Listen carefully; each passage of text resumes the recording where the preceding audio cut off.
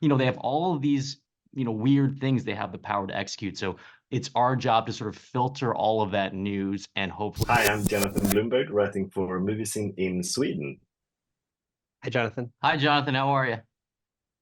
I'm doing great, especially now when I get to speak with the two of you, of course. Oh, thanks. That's Thank very you. nice of you.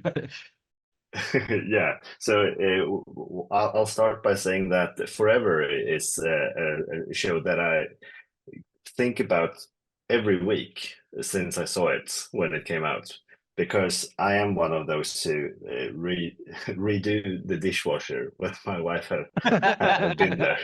So every time I just Forever it pops up again every Yeah. time I do that. Okay. Thank you so much, man. Yeah. We really appreciate it. It's a little hidden gem, a little hidden Yeah. gem. Exactly. So I've obviously also seen the entire second season and the first season of Loot, and I'm loving the vibe of that show, which kind of sets it apart from many of the other Apple shows. I feel like. So I was wondering, kind of, and I knew that you've been working with Maya before, obviously, but uh, how kind of did this idea come to life for you guys to start out with? Well, we were after Forever, as you mentioned, we were looking to do another show with Maya just because we love working with her. I mean, she can, as you can see in Forever and Luke, can do everything, right? Drama, comedy, everything in between. And so we were kind of casting about for a great role for her. And while we were thinking about looking for something, Alan and I both started reading articles about billionaires and some of them had been going through divorces. And we were also thinking about how much of an outsized influence billionaires, I think, have on our lives. And I think we were worried about that. And it was something that we had talked about, and everything kind of clicked into place. It was like playing the role of the divorced wife of a billionaire seemed like it could be really fun, funny. There was a personal element to it. There was a social element. There was a workplace element to it.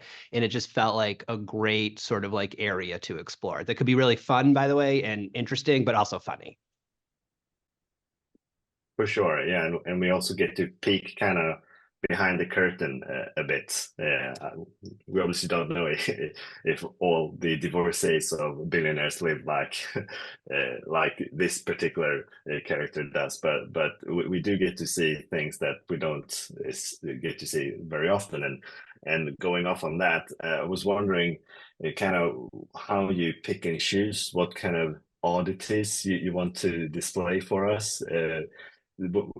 Because I'm guessing there is a lot of them that end up in the on the cut room floor, so to speak. I love the way you phrase that, Jonathan, which is by saying oddities, because one of the ways we end up writing the show is we have a text thread chain. We have one with the exec producers, we have one with the writers, and anytime anything comes up in the news that is about billionaires, something a billionaire did, something that is discovered about a group of billionaires, it gets texted to the thread and we talk about it and we say, oh, could this be the spark of an episode, an arc, something in the show?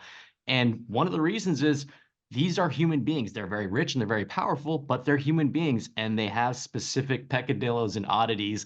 And when you have the power and you have those oddities, you put them into action. And that's when people go to space. That's when people defraud other people. That's when people build other cities. That's when people, they have all of these, weird things they have the power to execute. So it's our job to sort of filter all of that news and hopefully translate it into something funny and something our characters could react to. So it's a lot of fun. And I think it's credit to Hubbard. I remember he texted me this idea years ago and it just is such fertile ground. So we're really excited about that. Yeah, and me as a viewer too, you never know where it's going to go. And being a big The Hot Ones fan, I love that episode of the first season as well. So Yeah, we thanks a we lot. actually